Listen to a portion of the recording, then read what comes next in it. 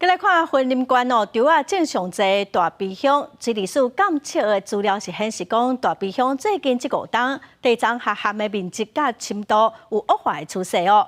县政府建议讲，引进北港溪水源来引产，这需要大约3亿3千万的经费，嘛已经报去中央了。 万冬稻仔挂产了后，农民无用种地。云林大鼻乡是云林种水稻仔面积上界大的地区，却接触到这引产水源无够的问题。当地就有农民讲，引产的时阵，就要做伙放2-3口古井的水，才有法度用。就拢无水，就爱讲安尼吼，人每人做较快，人有量较大支的啦，吼，迄深面的啊。我这是小井的呀，这就足歹，拢足歹付的。爱行一暝日安尼吼。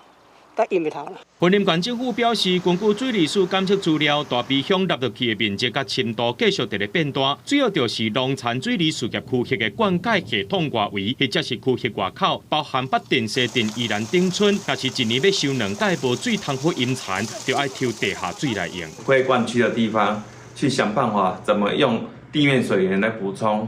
我们研究的是以大鼻附近的一个北港溪，去引用北港溪的水源，作为它一起倒作的一个灌溉水源。